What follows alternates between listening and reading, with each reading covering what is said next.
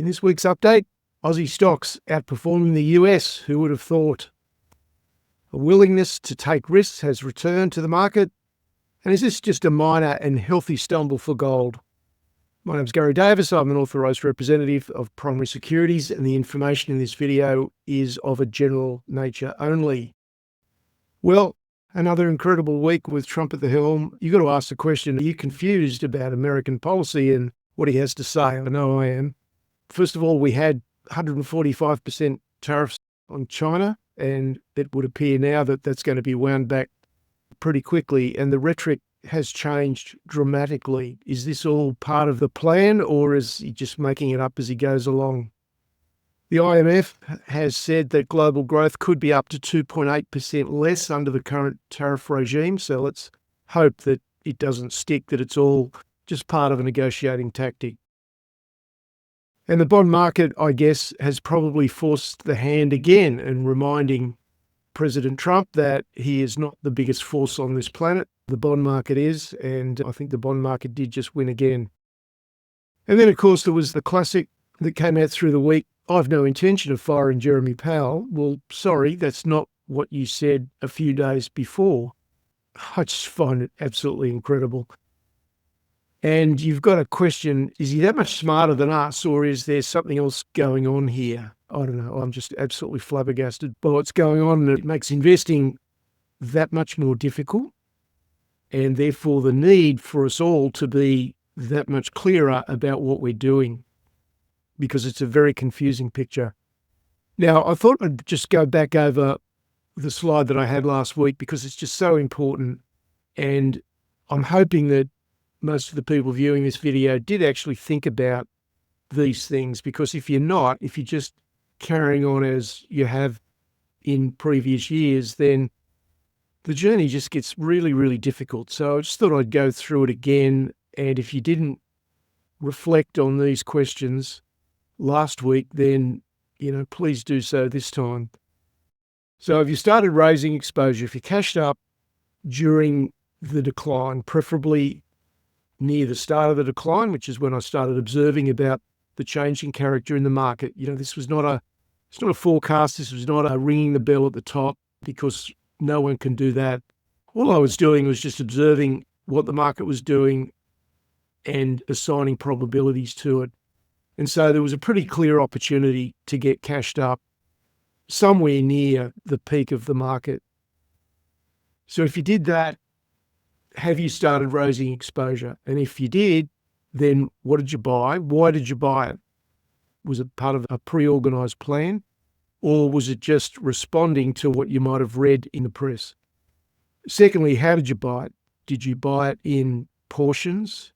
Did you buy it at a price that was part of a target list? Are you working towards having a predetermined portfolio composition as a guide? Now, you can have that guide, but often the market doesn't play ball and we don't actually get to buy the stocks that we want at the price that we would like. But at least if you start with an idea of what you want your portfolio to look like, then you're on a much better track than doing otherwise. Are you merely responding to snippets of random information, just a bit here and a bit there? Is that how you're investing and getting yourself back into the market? And how probable of succeeding are the businesses you're buying, or it's just a stab in the dark? So all these things are really critical questions that you should be asking. And overall, how are you getting an edge on the market? Because in this kind of market, which is rather unpredictable, is extremely confusing. I mean, just look at what happened to gold stocks in the last week. That is a very confusing signal from the market. So how are you getting an edge on the market? So if you didn't reflect on these questions last week, then it's going to be enormously beneficial for you to reflect on it this week. All right, so the question is, how well organised are you? Is your activities in the stock market just a series of random decisions here and there, or are they all part of a pre-organised plan? And the reason that it's so important is because coming out of a sudden correction like we had is when you can gain a huge edge on most other investors. But the window of opportunities are not that big. you really should be starting to move already. And you should have little doubt about what you're buying, because the list was organised weeks ago, as I've been talking about. And you should have a pretty good idea about what price gives you limited downside and therefore raises the dimension of the upside. So these are all things that you can do in advance. And as a consequence, the process becomes much less stressful and much less concerning. So there is a point to being well organised. It just doesn't work the other way. Now, just as an example, just to play around with some numbers to give you an idea, because, and this is pretty obvious, but sometimes I just don't think investors have the right perspective on the need to move quickly when markets are showing that they've turned. So let's say we've got a stock where the share price before the correction, the share price at the start of the year was $5, growing its earnings really strongly, good value, and on that basis, likely to head to, say, $10 over the next couple of years, the next 2 to 3 years. During the correction, the share price has fallen from $5 to $3.50. It's now found some support and is starting to head back up and is now at $4. So the question is, do you buy it at $4? Do you have the confidence and the conviction to buy it at $4? Because if you do, then the future return on that stock over the next few years is 250% if the share price returns to $10. But if you wait because you're nervous, you don't have conviction, you're not really sure about what you're doing, you want more proof, you want more evidence from the market, and so you don't get in until you feel much more comfortable when the market and the press are putting out a much more positive signal. And let's say you buy it at $7 thinking, well, it's still going to 10, that'll still be a good result. But your return is only 43%. There is an absolutely massive difference between those two outcomes. And it's just having the preparation and the confidence to move early and move quickly once the market is signaling that the worst is over. So it all gets down to pre-selection and the conviction in your process. It's so terribly important. And it just all gets down to having the right information, the right guidance, and recognizing that you've got to do this properly, that losing money in the market is actually a very simple thing to do. I'm sure many people have just discovered that in the last few months. All right, let's move on to America now. The S&P had a really strong week, up 4.6%, but the NASDAQ went much better and was up 6.4%. That's a huge week. I mean, that's as big as some of the weeks down that we had. So it's a fairly emphatic reversal from the US market, as you'll see. The Russell 2000 small caps weren't left out. They went up 4.1. A lot of the rebound was in some of the bigger stocks, finally, because the equal weight S&P was only up 2.9 versus 4.6 for the main index. So that tells you that the big cap stocks were making a contribution. So nothing's ever certain, nothing's ever guaranteed, but there's certainly a lot of green lights flashing from the market now. But just in case, because all this could be changed with another tweet from the president, risk management remains essential. And the best way to have consistent risk management is just to be so very clear about what you're doing. The US dollar was slightly higher, a little bit of a rebound, but it's still below 100. The 10-year yield came off a little bit more, back down to 4.24 as the market nerves settled down. And the VIX index also confirming that. It's back down now to 24.8. And that confirms what we're seeing with the stocks. So the bond market is giving us a green light. The VIX is giving us a green light. Stocks are certainly giving us a green light. There's really not much point in waiting for any further justification because, as was on the previous slide, you're going to miss the sweet spot that can make an enormous difference to your annual results. So let's jump in and look at some of the charts. This is the S&P on a weekly chart. We had a very, very sharp week down the weekend in the 4th of April. There was then another move down intra-week in the following week, but it ended up very, very strongly. The following week, a little bit more indecision, certainly some up, but some down. But last week was really quite emphatic and confirms the reversal in the market. If we look at the NASDAQ, this is on a daily basis because I wanted to show you just the nature of last week. On the Monday, we were trading down below 18,000 and we closed with a series of gaps. We closed at 19,400 and you can see it's extremely volatile, incredibly volatile when you look at the size of these candles compared to all the way through here. But there's no question that we've now got a changing character in the market. And if we look at, this is the S&P versus gold, quite a strong rebound there. So obviously money was flowing back into the S&P relative to the gold price. So that's a pretty emphatic reversal. The other chart we've been looking at is consumer discretionary versus consumer staples.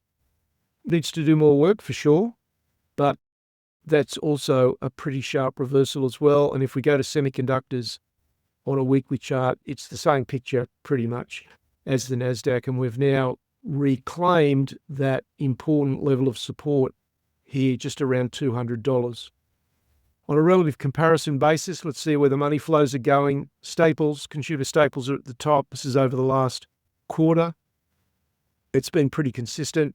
And that's what you'd expect. Consumer staples moving sideways in a very volatile correction because, that's where the money suddenly flows when the correction really gets going. But in the last couple of weeks, you can see healthcare has made a good rebound. The finance banking industry also has popped back up. Communication services, materials, technology has taken a while longer, then is still at the bottom of the pack, along with consumer discretionary. But the point is, they've come back very, very quickly. And if we put that on a monthly chart, you'll see just how dramatically technology and consumer discretionary have come back up in the last week. It's been quite a dramatic surge. Money flows in Australia, again, we'll start with the quarter, so the last 3 months, and surprisingly materials leading the way along with finance. The drag, of course, was information technology and energy at the bottom. And if we just zero in on the last month, the more recent period, banks have really been the backbone of the rebound in the Australian market. There's no value there. They're historically at expensive levels. But the market seems to love them, and that's all that counts. So there's the money flows. If we have a quick look at this equal weight S&P, positive, but not quite as positive as its big brother. And there is the Russell. That's a pretty emphatic reversal on a weekly chart as well. Just check currencies. So a slight rebound, but you could hardly say that that was the reversal and a change in direction. And as a consequence, the Australian dollar has certainly done very well in the last couple of weeks. So moving now to the Australian market, 63.5 is where our dollar finished. The ASX 200 was up just under 2% for the week, but I would expect that we'll have a pretty positive session on Monday because there were 2 good finishes in America. So we've certainly got some catching up to do. It was less than the US in terms of percentage return, but look, it was only 3 days, and 2 of the best days in America were at the finish of the week. So I would expect a pretty strong opening in Australia. On an individual stock basis, not so much on the index basis, but individually, it looked really, really strong. And that word should be felt far better than America. Just going through a couple of hundred charts, which you've got to do to get the flavor of the market. If you're just looking at the index, you're not getting an accurate picture of the support in our market. So individually, there were a lot of really positive things happening in the Australian market. And the impression that I was left with, having gone through a few hundred Australian stocks, a few hundred American stocks, is that our market is showing much more positive signs at this point in time. But of course, the American market could have reversed sustainably, and we'll see it forge ahead again. But for now, is it possible that we're getting a mind of our own, that we're actually doing a bit of decoupling and that stocks in Australia are moving based on their own merit and not just on the sentiment coming from the States? We'll see. Precious metals, there was quite a lot of action in the gold space. Gold ended up down $12, but it was a very volatile week, so finished at above 3,300. The rising Australian dollar has put the clamps on that price trend, but it's still in incredibly profitable territory at 5,200. And looking at some of the production results from our local miners, and they're talking about having actual achieved gold prices of $4,500, $4,600, $4,700. So they're certainly amazingly profitable with their all-in, the sustaining costs at around about the 2,100 level is typical. Silver was higher to 33.63. And I mentioned last week that I was put off, if you like, by the sudden emergence of forecasts of $4,000 in gold. And right on cue, the gold market peaked out and reversed. Now, is it just a short-term situation? We actually peaked above 3,500 as the tensions around China eased.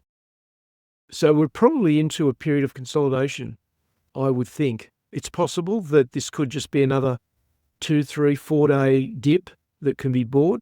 But I think there is more evidence now that we could be in for a period of consolidation that might last a few months. It wouldn't be a bad thing if that happened for the long-term trend in gold. I would make the point, though, that central bank buying is really more about strategic considerations. It's not being driven by price.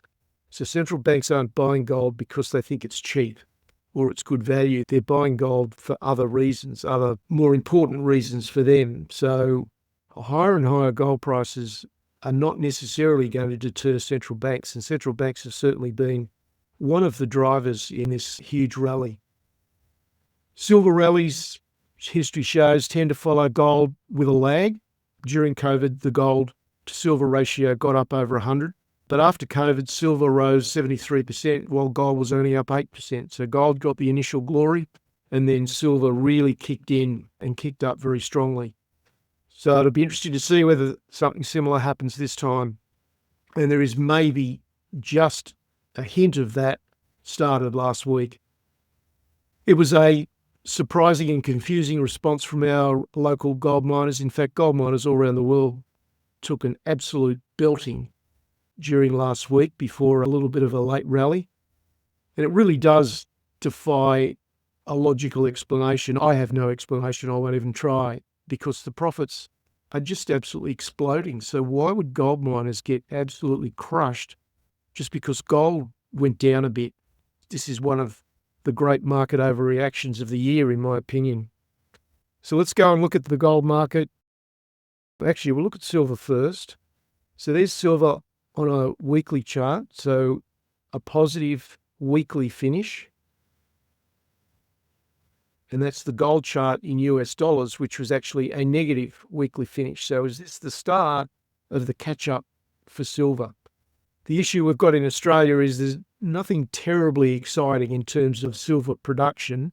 So you've really got to go to the developers, and the developers don't necessarily respond to changes in the underlying metal that you would expect. So silver is never an easy one to trade via the miners. So that's silver, that's gold down for the week, and in Australian dollars, it looked that way. So we're getting a little bit of a consolidation, and you can see this is a daily chart on the Australian dollar gold price. You can see it was quite an emphatic reversal, and I guess it just spooked the market, but I'm still staggered by the size of the reaction for gold producers in Australia. And just while I'm here, this is Bitcoin, just to reinforce the return of the risk-on attitude. Bitcoin has bounced very, very strongly and finished up just shy of 95,000. So that's the precious metals market. If we look at the Australian miners, this was the week that we had, a pretty negative week, but also one, if you look at the range of that candle, it's pretty substantial. And we've had two of those in the last 3 weeks. Let's just go to a daily chart. So this was the size of the move down on Wednesday. So that was quite a massive move in the context of what was happening in the market. We saw a little bit of a rebound, but it was a pretty undecided rebound on Thursday. So I really don't know how our mining stocks are going to open on Monday morning. I have no real feel for that at all.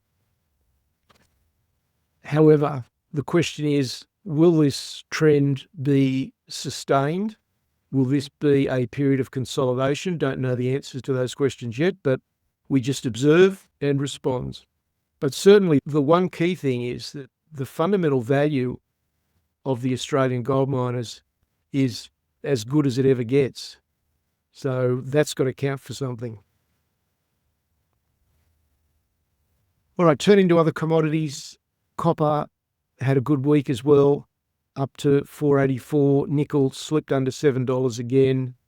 With copper, there is a fairly significant production interruption in Peru, which is a significant producer, so that certainly helped. Crude oil slipped back down again, back to 63. I just find the crude oil market just simply too hard to trade, and when you come back and look at Australian energy stocks, totally confused, totally conflicted energy policy makes it nigh on impossible in my view, so I just leave the sector alone. There are many other much more easier and productive sectors to deal with.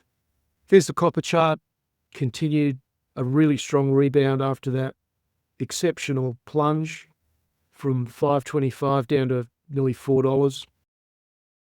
Crude oil is, as I said, it's just hard work, so best go and look somewhere else. Wrapping it up, final thoughts, of course, as always, the most important things. I try to slice and dice the message a little bit differently every week, but it's essentially the same message, because really good investing really is quite simple and straightforward. It's hard to do because we're fighting with our natural inclinations. But you need to just put in a little bit of effort to get organised and get targeted. The plan you need to do that needs to be very simple. A complex, complicated plan just will not work. So don't even bother trying to do something complex. Just keep it really, really simple. The hard part is building the confidence and the conviction to be able to execute on that plan consistently. That's the hard part. And most investors need assistance and perspective with that, because you've just got to be immersed in the market to have that confidence and that conviction about what you're doing. And most people don't have the knowledge or the time or even the inclination to be that immersed in the market. But I can tell you that the difference between getting it right and not getting it right in terms of your long-term wealth is quite massive. And it will change your investing life. Just even 3 or 4 or 5 percentage points difference over the long term makes a massive difference to your end result. Portfolio analyst coming up this week.